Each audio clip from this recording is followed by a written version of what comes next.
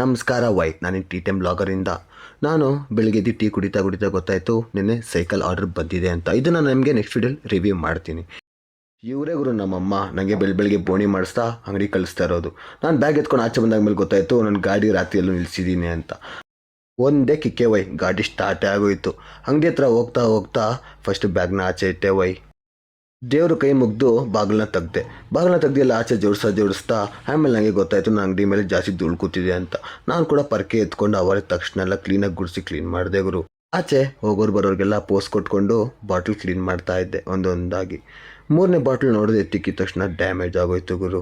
ಅದು ಆಗಿರೋ ಡ್ಯಾಮೇಜ್ ನೋಡಿ ಎಲ್ಲಾಗಿದೆ. ಅಂಗಡಿ ಒಳಗಡೆ ಕ್ಲೀನ್ ಮಾಡಿಕೊಂಡು ನೋಡಿದ್ರೆ ಕಸ್ಟಮರ್ ಬೆಳಗ್ಗೆನೇ ಬಂದರು. ಕಸ್ಟಮರ್ಗೆ ಬಾಳೆಹಣ್ಣು ಕೊಟ್ಟು ನಾನು ಪೂಜೆಗೆ ಸ್ಟಾರ್ಟ್ ಮಾಡಿಕೊಂಡೆ. ದೀಪ ಅಂಟ್ಸೋಕ್ಕೆ ಎಣ್ಣೆ ತುಂಬಿಸಿ ದೀಪ ಅಂಟಿಸೇಬಿಟ್ಟೆ. ಜೊತೆಗೆ ಒಳ್ಳೆ ಬತ್ತಿಯಾದ ಸ್ಮೆಲ್ ಬರಲಿ ಅಂದ್ಬಿಟ್ಟು 2 ಅಗರಬತ್ತಿ ಅಂಟಿಸಿದೆ. ಅದು ಒಳ್ಳೆ ಸ್ಮೆಲ್ಲು. ದೇವ್ರಿಗೆ ಹೋಗಿ ತೋರಿಸ್ತಾ ಅಗರಬತ್ತಿ ಸ್ಟ್ಯಾಂಡಲ್ಲಿ ಅಗರಬತ್ತಿನ ಇಟ್ಟೆ. ಪೂಜೆ ಆಗಿದ್ದಾಗಲೇ ಗುರು ನಾನು ನನ್ನ ಕಲ್ಲ ಒಳಗಡೆ ಕಾಸು ಹಾಕೋದು.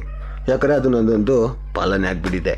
ಅಂಗಡಿ ಅಕ್ಕಪಕ್ಕ ಕ್ಲೀನ್ ಮಾಡ್ತಾ ಟೀ ಕುಡಿತಾ ಇಲ್ಲಿ ಯಾರೋ ಎಣ್ಣೆ ಹೊಡಿತಾರೆ ಅಂತ ಗೊತ್ತಾಯಿತು. ಅಂಗಡಿ ಹತ್ರ ಈ ಥರ ಮಾಡೋದು ತಪ್ಪು. ಅಷ್ಟೇ ಕಸ್ಟಮರ್ರೆ ಬೋಲೋ ಜುಬಾ ಕೇಸರಿ 2 ವಿಮಲ್ ಇಸ್ಕೊಂಡ್ರು. ಮತ್ತೆ ಇನ್ನೊಂದು ಕಸ್ಟಮರು ಅದೇ ಜುಬಾ ಕೇಸರಿ 2 ವಿಮಲ್ ಇಸ್ಕೊಂಡ್ರು ಪೇಂಟ್ ಹೊಡಿಯೋಕ್ಕೆ. ನನ್ನ ಅಂಗಡಿ ಯಾವತ್ತು ತುಂಬಿ ತುಳುಕ್ತಾ ಇರಬೇಕು, ಅದಕ್ಕೆ ನಾನು ಖಾಲಿ ಬಿಡಲ್ಲ, ಏನನ್ನ ತುಂಬಿಸ್ತಾನೆ ಇರ್ತೀನಿ. ಆಮೇಲೆ ನಮ್ಮ ಫ್ರೆಂಡ್ ಒಬ್ಬ ಬಂದ, ಅವನಿಗೆ ಕಿವಿ ಕೇಳಿಸಲ್ಲ, ಮಾತು ಬರಲ್ಲ. ಟೀ ಖಾಲಿಯಾಗಿತ್ತು ಗುರು, ಅದಕ್ಕೆ ಒಂದು ಫ್ಲಾಸ್ಕ್ ತುಂಬ ಟೀ ಇಟ್ಟೆ. ಟೀಗೆ ಟೀ ಪುಡಿ ಸಕ್ಕರೆ ಎಲ್ಲ ಹಾಕಿ ರೆಡಿಯಾಗಿ ಇಟ್ಕೊಂಡಿದ್ದೆ ಗುರು.